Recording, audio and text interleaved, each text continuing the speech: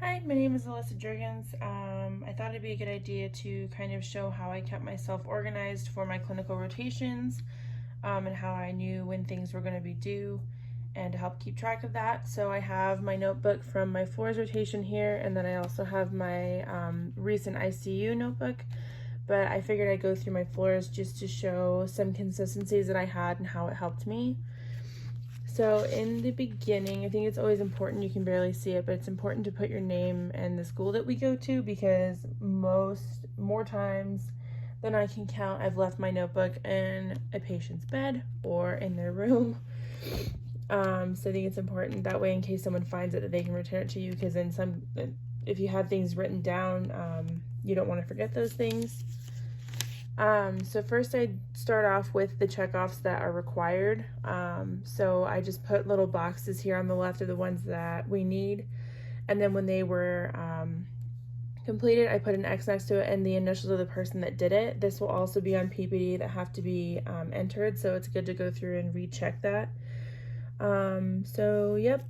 The ones that have subcategories, I'll put like a bullet point next to. That way I know that they have to take extra steps in order to find the checkoff that needs to be done. And the same thing over here. And then for the ones that were from the choosing list, is the same thing. If they had a subcategory, they would have a bullet point next to it, and along with who did the checkoff for me and their initials. Same thing there. And the floors rotation is different than ICU, obviously, for checkoffs. For the to-dos, for my floor rotation, I just made sure that I knew what we had to do weekly. So the one group post weekly and the comments on there, we had to have 10 hours of physician time with the name, date, and time. 6 preceptor evals for my floor rotation. Just all of the stuff on here that needs to be done weekly is a good thing to go through. If you're not doing anything while you're at clinicals, is a good thing to remind yourself that while you're sitting there, you're in the department, that you could do that really quick and just get it done.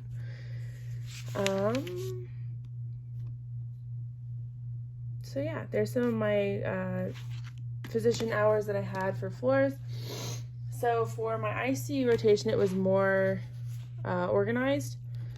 So again, in the beginning, put your name, what school, your email, your phone number. And then for this one, I thought it would be a lot more helpful, since ICU is a lot more fast-paced and things can get crazy and I can forget a lot of things. I did the same thing where each checkoff has its own little box, as well as the preceptor that I had, their initials next to it. And then for this one especially, I put that the highlighted ones were the ones that were completed, because for my last notebook, I felt like it was all over the place and it was scattered. So I made it my goal to make it more organized this time. So these are the required. We had to have all of these ones. So these ones, I made sure that every single one was checked off on PPD. And then this is the one that we could choose from, but as long as we had 20 total. So again, I was highlighting and checking off the ones that I had, as well as their initials, and they're completed, they're highlighted. I highly recommend going through PPD, just making sure that way if there are any inconsistencies in the checkoffs that you had done, you can communicate that with Nicole. Here were the assignments that we had, and this is from day one. I just didn't want to miss anything, even if it's the sign manual before we even start clinicals. I put when or what it is, when it was due, and the status, also when it was completed by me. That way I can communicate with Nicole that this is when it was submitted, in case it gets lost somewhere in PPD. So yeah, all the dates, when it was done.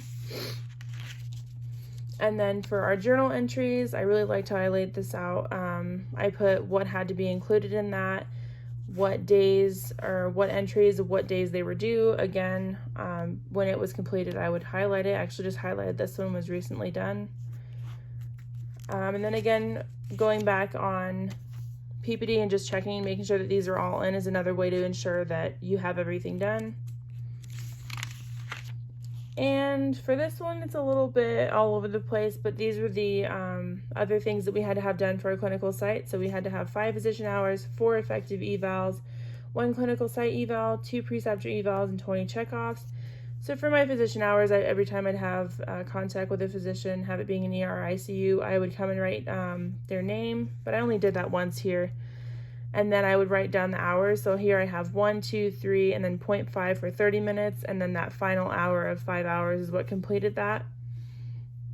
And then for my preceptor evals, for what they did for me, I just put their initials. That way I could recheck on PPD. Going back and checking on PPD is just another way to ensure that you have it done. I did that more than 10 times just to make sure, because I am insane about it.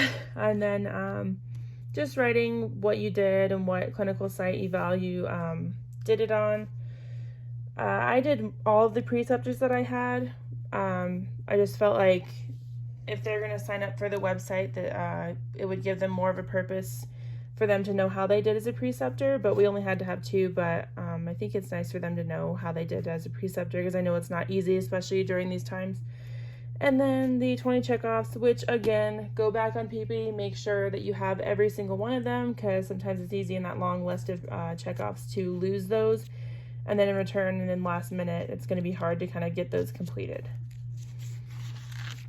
And then this is something that I did for floors, my floors notebook as well. So if for some reason someone needs to get in contact with Nicole, and it's urgent or whatever it may be, I try to put this in at least one piece of paper, just so that way if they need it right then and there, I can rip it out and hand it to them directly, instead of having to pull out my phone or do whatever. It's right there available to them. And you can do that for your email and your phone number just in case, but I had that in the beginning. But yeah. And then of course we have our notes. Writing down equations and stuff that's important for your clinical rotation is something that is always encouraged. So mechanical ventilation for ICU reasons. I didn't use this very much, but it was nice to reference back to when I had questions, that most of the time I had questions when I was at home and not at my actual clinical site, so I could usually answer my own questions having these written down. Having the normals is always important. It's another good thing to reference back to when you're looking at a patient and their ventilator. And yeah, some people are different in what they prefer to have in their notebook. And then also I just had notes here and there on what I learned. So yeah, that's it.